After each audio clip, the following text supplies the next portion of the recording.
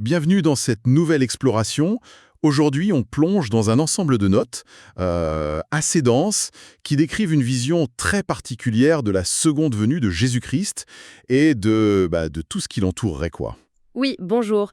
Et ce qui est intéressant, c'est que ces écrits s'appuient beaucoup sur l'Apocalypse, bien sûr, mais aussi sur des prophéties de l'Ancien Testament. On voit souvent revenir Ésaïe, Jérémie, Daniel, Zacharie. Tout à fait. Pour essayer de construire une chronologie vraiment précise de la fin des temps. Exactement. Notre but, ici, c'est donc de décortiquer un peu cette séquence spécifique telle qu'elle nous est présentée. C'est assez frappant de voir à quel point c'est détaillé, cet enchaînement. Oui, l'approche est très séquentielle, presque un compte à rebours cosmique si on veut.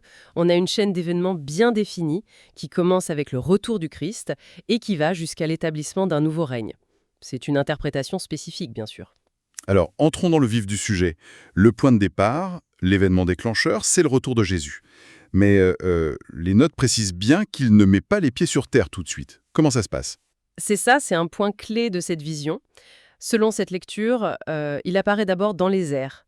C'est lié au son de la septième trompette de l'Apocalypse. Il reste là, en suspens, disons. Mhm. Et c'est à ce moment précis qu'a lieu ce que les notes appellent la première résurrection, ou les prémices. D'accord. D'accord. Une apparition dans les airs, est-ce que c'est quelque chose de visible pour ceux qui restent sur Terre? Le texte semble le suggérer, oui. En citant Matthieu 24, il est dit qu'à ce moment-là, quand Christ apparaît et que les saints sont enlevés, toutes les tribus de la terre se lamenteront. Ah oui. Donc l'idée, c'est que ceux qui ne sont pas enlevés, ils voient ce qui se passe, ils réalisent peut-être ce qu'ils ratent, quoi. Un événement mondial. Et cette première résurrection alors, pourquoi est-elle si importante dans ce schéma? Quelle est sa signification profonde selon ces notes? Elle est présentée comme vraiment centrale. Théologiquement, elle est vue comme la preuve ultime, en quelque sorte, de la justice et de l'amour de Dieu. La preuve que ses commandements pouvaient être gardés. D'accord. Et puis, c'est aussi l'accomplissement du libre arbitre. Autant pour les anges restés fidèles que pour les humains qui ont persévéré. Tout ça rendu possible par le sacrifice de Christ, bien sûr. Donc les martyrs, ceux qui ont tenu bon jusqu'à la mort, ils triomphent de la mort à ce moment-là. C'est la validation de leur fidélité. Et là, il y a un point qui est vraiment intriguant. Les notes font un lien direct entre ceux qui refusent la marque de la bête, le 666, et ces martyrs. Ça veut dire que refuser la marque suffirait à faire partie de cette première résurrection? C'est effectivement la conclusion qui est tirée dans ces écrits, oui. Le refus de la marque est vu comme l'acte de témoignage ultime de cette période finale.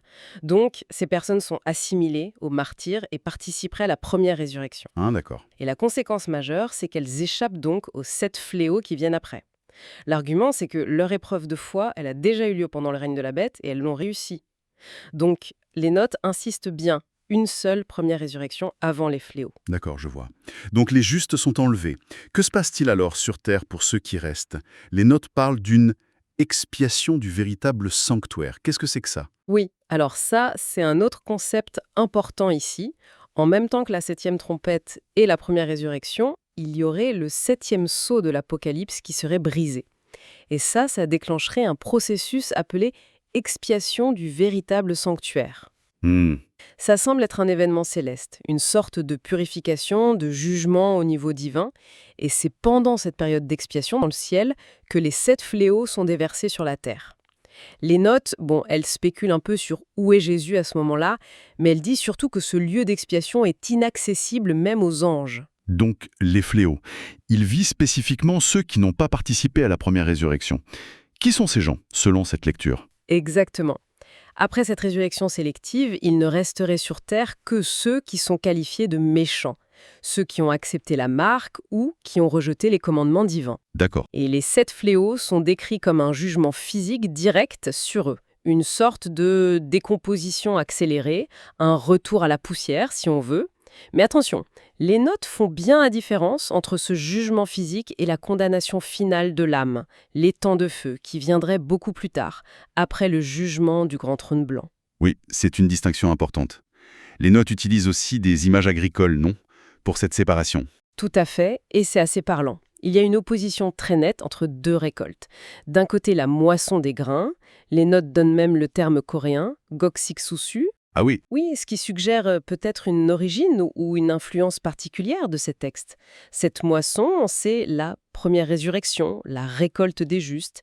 Et de l'autre côté, il y a la vendange, Podochushuen, coréen aussi, qui représente le jugement des méchants par les 7 fléaux et puis la destruction de la bête. C'est l'image du tri, mais appliquée à cette séquence très précise. parlons justement de ces jugements qui s'intensifient. Babylone, Armageddon, sont des noms qui reviennent souvent.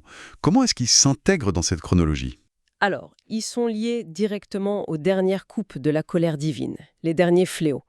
La 6e coupe, elle est versée sur l'Euphrate. L'interprétation ici, c'est que ça assèche le fleuve symboliquement, ou peut-être même littéralement, pour préparer la voie au roi venant de l'Orient. Mhm. Cyrus et Babylone, mais ça pourrait aussi annoncer l'intervention finale de Christ et de son armée. En même temps, cette coupe libère des influences qui rassemblent les chefs de la terre identifiés aux 10 cornes de la bête, en un lieu, Armageddon. Armageddon? Oui. Et le nom est interprété ici comme Mont de Megiddo, Ar-Megiddo. Peut-être une référence au mont Carmel où le prophète Élie avait affronté les faux prophètes. Donc un lieu symbolique de jugement divin. D'accord. Et la 7e coupe? Alors, la 7e coupe, elle frappe directement la Grande Babylone, la prostituée de l'Apocalypse. Et là, il y a un point d'interprétation vraiment crucial. Oui. Ce jugement divin affaiblit tellement Babylone, qui est vu comme un système mondial corrompu, religieux, économique, que la bête écarlate, c'est-à-dire la puissance politique et militaire sur laquelle Babylone s'appuyait, eh bien, cette bête se retourne contre Babylone et la détruit par le feu. Attendez, si je suis bien, Dieu juge Babylone avec la 7e coupe. Ça l'affaiblit. Et ensuite, c'est la bête elle-même qui la détruit? Et tout ça avant que Jésus n'intervienne pour combattre la bête? C'est un enchaînement très particulier, ça. C'est exactement la séquence qui est présentée et c'est un des aspects les plus spécifiques de cette chronologie. La destruction de Babylone par la bête, c'est une étape intermédiaire. Après les fléaux, c'est seulement après ça que Christ descend enfin sur terre. Ah, d'accord. Mais cette fois, il n'est plus seul dans les airs. Il vient avec son armée céleste. Les notes citent Zacharie pour dire que cette armée, ce sont les saints ressuscités, ceux de la première résurrection, et les anges fidèles. Et leur but, c'est? Affronter et juger les forces de la bête qui sont rassemblées à Armageddon. Tout ce scénario est d'ailleurs constamment mis en parallèle avec des prophéties de l'Ancien Testament, Ésaïe, Jérémie, sur la chute de Babylone et le jugement du monde. Dans ce contexte, on comprend mieux pourquoi les textes insistent tant sur cet appel à « Sortez de Babylone, mon peuple ». Ah oui, absolument. Cet appel, tiré de l'Apocalypse et de Jérémie, est souligné comme essentiel. C'est un avertissement urgent. Il faut se séparer spirituellement et même matériellement, si possible, de ce système corrompu Babylone pour ne pas partager ses péchés et surtout pour ne pas subir les fléaux qui vont la détruire. Ça dépend d'une période finale vraiment intense, de grandes tribulations, où le choix et la séparation sont cruciaux. Bon. Alors, après tout ça, les fléaux, la chute de Babylone, la bataille d'Armageddon, quelle est l'issue? Où est-ce que tout ça nous mène selon ces écrits? L'issue décrite, c'est l'instauration d'un ordre nouveau. D'abord, la bête et le faux prophète, le pouvoir politique final et son allié idéologique, disons, sont capturés et jetés vivants dans l'étang de feu. Les notes suggèrent d'ailleurs que cet étang existe déjà à ce moment-là. D'accord. Et Satan? Lui, il est neutralisé. Il est lié et enfermé dans l'abîme. Le terme coréen Mujeogun revient ici pour une durée précise, 1000 ans. Et cet enfermement, ça marque le début du royaume millénaire. Le fameux millénium. Comment est-ce qu'il est décrit ici? Comme un règne de 1000 ans de Christ, c'est présenté comme le 7e millénaire depuis la création, une sorte de grand sabbat pour la terre.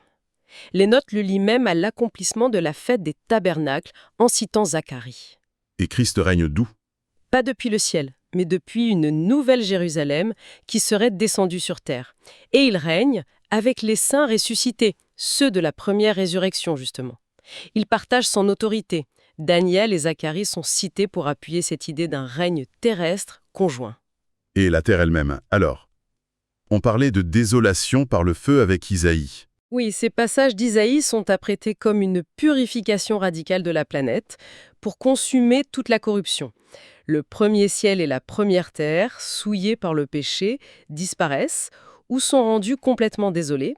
Une note suggère même que cette désolation est l'abîme où Satan est enfermé. Ah oui, d'accord. Et après cette purification, ou transformation, un nouveau ciel et une nouvelle terre apparaissent.